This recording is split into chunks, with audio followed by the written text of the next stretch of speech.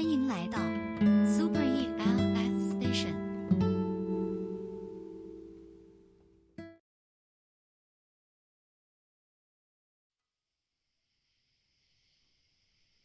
嗨，亲爱的你，晚上好。我们总是向往更好的自己，更好的生活。可是，在成长的过程中，究竟应该怎样努力呢？今天的文章给大家提到了一些小建议，来自于一湖海蓝的如何将自己培养成一个爱学习的人。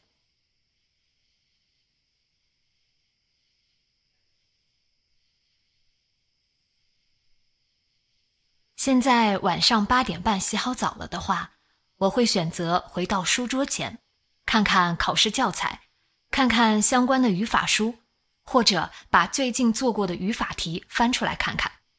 内心里是平静的、愉悦的、心甘情愿的。要是前几年的话，这是不可能的事情。有时间就想读读闲书，要么玩玩手机，进入学习的那个轨道相当缓慢，退出来倒是只需要一瞬间。还记得之前有一次下午4点，很沮丧地对家属说，今天的打卡任务又没完成。他一副很惊讶的样子说，现在离你睡觉还有6个小时，你完全还可以打好几个钟的卡呀。侧面证明了我从前是多么勉强的学习，一到下午就感觉剩下的时间都只能用来玩耍了。经过几年的改造，现在基本上帮助自己培养起来了持续学习的习惯。写这篇文章也是为了鼓励自己。尽管已经年近40了，但我还不认输，我还可以再努力很多年。这几年靠自学拿到了北京外国语大学的英语专业大专文凭，英语从初中毕业的水平变成了现在可以阅读通俗英语原文小说的水平，阅读一般的办公邮件也没问题。现在还在继续自学北京外国语大学的英语本科，未来的目标是把英语作为工作语言使用，希望2年内能实现。除了语言学习，日常也在自学国内外的写作课程。非常早的时候我就知道临渊羡鱼不如退而结网，一直抱着这样的念头在努力。但最近几年更加意识到，任何事情都要靠自己，实力才是第一位，人脉、运气、外貌都是其次。这条原则不管在职场、友情里还是家庭里都是无比正确的。我一直觉得，如果人长期处在内在的冲突中，人的心理能量会逐渐降低。某几年没有努力工作提升收入，过几年又没有将考研付诸实施，这样磨磨蹭蹭一事无成之后，有些人会彻底的放弃自己的成长，因为在心里，这些从来没有实践过的梦想的破灭已经将他压垮了，他甚至连梦想的勇气也没有了。所以如果你有梦想，最好将希望变成实际行动，全力以赴的追求。即便最后结果不成功，你也会有一种老娘至少不是怂包的坦荡感。而且以我的经验，全力以赴的努力后，即便事情不如你预期的成功，也往往有你意想不到的收获。以下梳理了最近几年来对自己有益的一些心态和经验，有用拿走，不喜勿喷，欢迎温柔的交流补充。首先，你要有一张好书桌，一个好台灯。书桌我建议买张可拆卸运输的实木平板书桌，我这张长 1.35 米，宽85厘米，算是简洁版的书桌，4个腿拆下来就可以运走。实木书桌轻便，用久了质感也好，即便是租房时期，我也用自己的书桌。那时候书桌是出租屋里最好的家具。我也遇到过身边朋友去二手家具市场买张200-300的沉重的老旧的3合板贴皮的书桌，虽然也可以用，不过他也会在不知不觉间尽量减少坐在书桌前的时间。毕竟谁在那种沉重狭隘上面破破烂烂的书桌前，多少难免升起一种我只配用这种破东西的心酸感。没有这种感受的人是很厉害的，如果你是其中之一，这段可以忽略。如果有一个自己的书房就再好不过了。另外至少要有一个书架，哪怕宜家的组装的搁架也行，把所有的工具书和辅导书都集中在一起，有一个149元的小搁架很好用。台灯非常重要，不够合理的光线会导致视线困难，久而久之影响你的脊椎，最后学习没有成就，身体坏了，得不偿失。台灯推荐飞利浦护眼灯，300-400块就足够了，关键词搜索小学生护眼灯。准备好适当好用的学习工具，在家里有自己的电脑，有适宜做摘录的阅读架，有把电脑升起来保护脊椎的电脑架。个人推荐苹果笔记本，轻便，最重要使用起来简单。我自己单身生活10几年，作为一个最早用 Office 都很吃力的女生，后来一直靠自己解决电脑手机的问题。以前用 Windows 安卓系统，发现一会儿这个那个中毒了，安装这个那个都很麻烦。自从某年入手了一个苹果电脑之后，我发现一切都变得简单了。苹果电脑只要安装了软件，安全持久，只要硬件不坏，用多少年都不用重装这个那个。另外就是电量也持久，我经常需要带电脑出去办公，不用带充电器也能持续用几个小时。即便带充电器，苹果电脑的充电器可能也是最轻的。准备好了工具之后，最重要的是要有一份相信自己的信心，所谓的看得起自己。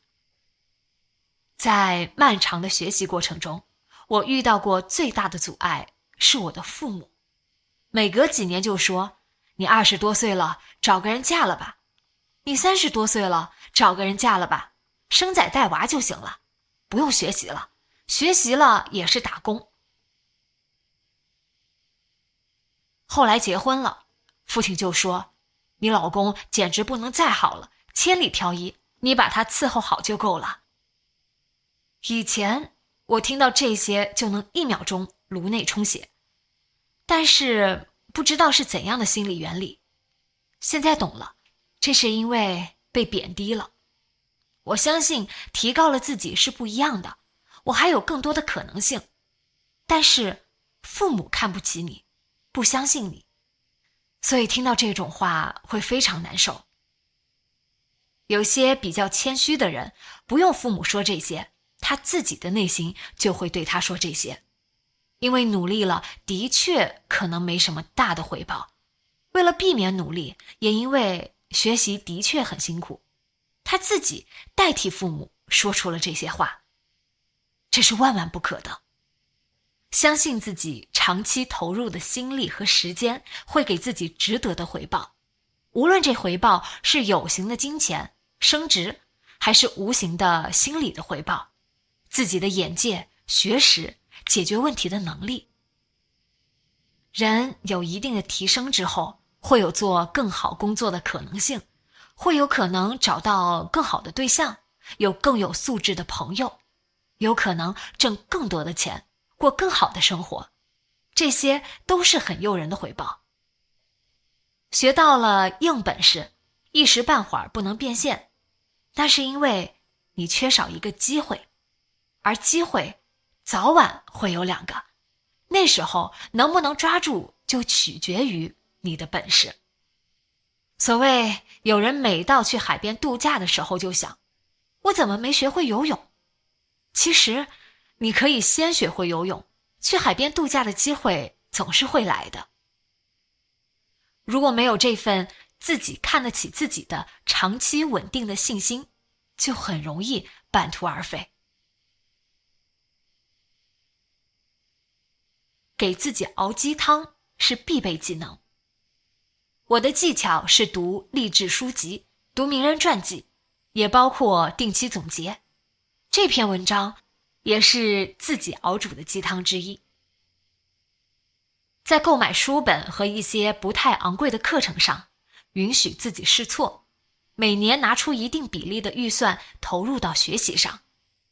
几十块钱一本的书，一套英语教材，一套日语教材，小几百块的网课，一些别人推荐的据说很好用的语法书，都值得买回来试试。因为以中国目前的书价，这些都是很微小的投入。而且指望一次就找到自己归属的领域，一次就买到适合自己的工具书，是很稀少的运气。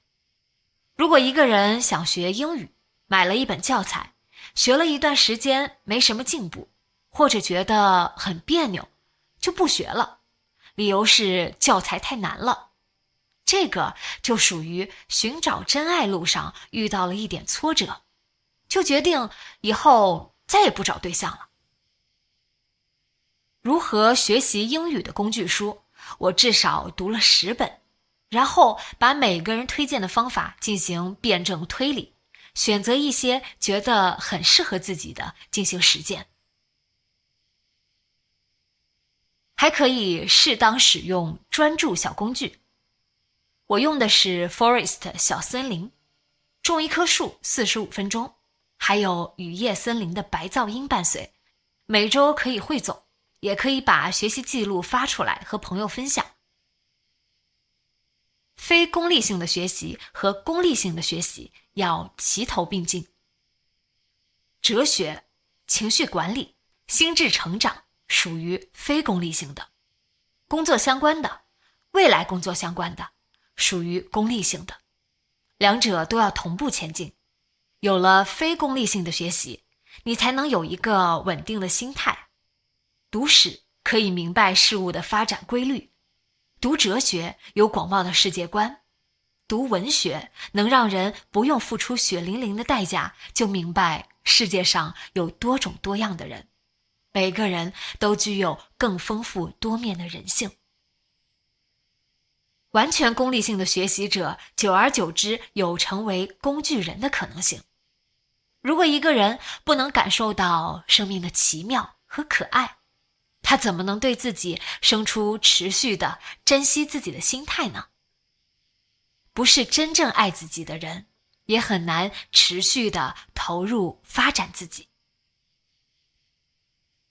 重视同伴效应，接近那些自己有书桌的朋友，而不是在餐桌上、在窗台上偶尔摊开书的朋友。接近那些长期会花1个休息日在学习上的人，接近那些会做长期学习规划，而不是心血来潮并且说说而已的人。不要看一个人说什么，要看一个人做什么。当然，如果人家连说也不肯对你说，那就是不想找你做同伴。可以组成打卡小组，不超过6人为宜，一起作伴学习的朋友，宁愿严肃的无聊，也不要八面玲珑、面面俱到。说的比唱的还动听的人，并不是你需要的伙伴。适当的暴露自己，可以取得合理的监督效应。选取那些真正为你好的人，真正对你尊重和接纳的人，适当吐露你的计划，取得他人的鼓励和间歇的关注，反过来会督促你。在朋友圈用正面的方式适度记录自己的进展。寻找能鼓励你做正确事情的环境场，是家里的书房，是适宜的咖啡馆，还是图书馆？上班的人下班了去咖啡馆学习2小时再回家，周末一早去图书馆学习6、7个小时，周末离开家去附近的咖啡馆学习，对家人或者朋友直接就说要加班。适当早起，调整作息，趁家人不打扰的时候在自己家学习。寻找更便捷易携带的学习资料，在交通移动等人的间歇期学习。接受学习最终是你一个人的事情，在最重要的环节上，没有任何人能帮你，所以要做好忍受孤独的准备。不要相信任何娱乐、学习两不误的江湖传说。学习自己熬鸡汤，常背那些能激励你的哲学书、能量提升的书，经常读最新的如何学习的工具书，如何过好一生的建议书。如何摆脱苦逼感？如果你感到孤独，你要告诉自己，你是为了那个更好的自己在努力，不是为了别人，所以不要委屈，要一直告诉自己，除了那些真正能帮助你的成果，一切看起来华而不实的东西都不值得消耗你太多时间。相信车轮在启动时最难，一旦进入了正轨，脑力、心力、体力都会加强，逐步走出心理舒适区。心理承受的能力就像健身的体能一样，是可以通过练习而拓展的。如何摆脱长期努力后没有进步的虚弱感？至少以年为单位努力，要有一点不计回报的洒脱心态。就努力1年，不行认栽，如果可行，继续努力。也可以调整方式方法和最终目标。只要你开始上路了，最终会遇到什么风景，会到达的终点，也许比你想的要更远，更精彩。及时认错，失败了没什么，谁能百发百中呢？毕竟你是为了自己努力。保持持续尝试的能量，切记2月打鱼，3年晒网。如果一个尝试失败了，允许自己低落1个月，承认事情做得不好，不要否定自己本身，你仍然是优秀的、正向的、越来越好的。即便尝试的事情失败了，你也不再是去年的你了，你拥有了某方面的实践经验，你的承压能力增加了，你知道了哪些江湖传说是无效的。我遇到过那种人，从学校毕业10年以来，他只尝试过2次努力，一次持续7天，失败了；一次持续了3个月，失败了；2次尝试期间间隔5年。第2次尝试失败后，他再也不努力了，认为一切折腾都没有意义，彻底进入躺平阶段。这种心态就是不能把事情的失败和自我的失败分开，而且也不能客观看待努力和成就之间的关系。他那种努力的程度，失败是必然的。不要相信任何一本万利、轻轻松松就能取得成就的传说。如果一个学习方式和过程太轻松，很有可能根本不会发生质变。不要允许自己一直停留在舒适区，当齿轮滚动起来后，不断主动的加码。就像跑步的人，刚开始9分钟每公里的配速，每次只能2公里，渐渐的提高到8分钟，每次3公里，最后你就会成为35分钟跑完5公里的人。35分钟跑完5公里是业余选手里一个比较好的配速。你也要了解你努力的这个领域的基础标准，基准是大家制定的，不是你制定的。如果你以自己制定的标准去努力，那也很难把自己的成果投入到大世界里进行售卖。为了避免自说自话的努力，建议制定一些硬技能的目标，如提高学历、读研究生、发表论文、换更好的工作、提高收入、提升交际圈等等。不要停留在打卡背单词、打卡读薄荷英语这样的事情上，用一个严肃的结果来倒逼自己，制造有效的过程。希望我们有时候都能梦想成真。